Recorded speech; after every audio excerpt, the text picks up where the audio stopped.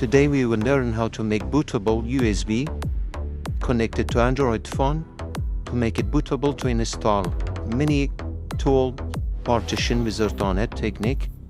We bring the USB, we connect it to Rufus application, we download the application from Play Store, we connect it, we give access to it.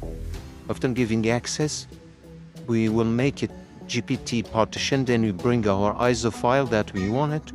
I downloaded before, you can find your ISO file and download it. We pick it, then after that we start. When you start, we will ask you to have 2 coins, so we need 2 coins. To get these 2 coins, you need to watch some wizard advertising.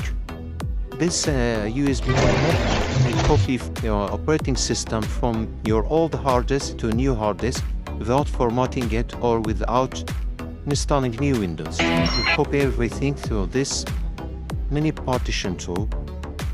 So we start. After making a start, it will format the USB you inserted.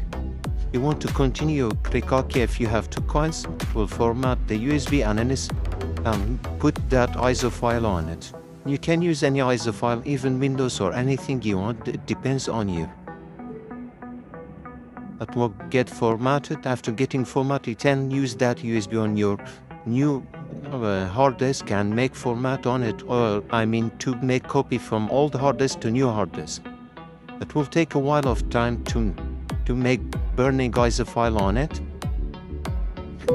As well as you can do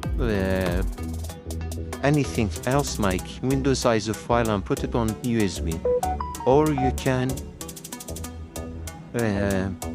can do another ISO file, depends on you, another operating system. After getting this completed, you can use directly that USB on your laptop and make the process you want. We will wait until it becomes 100, it gets access, that's okay. Now it's finished. We can use this driver.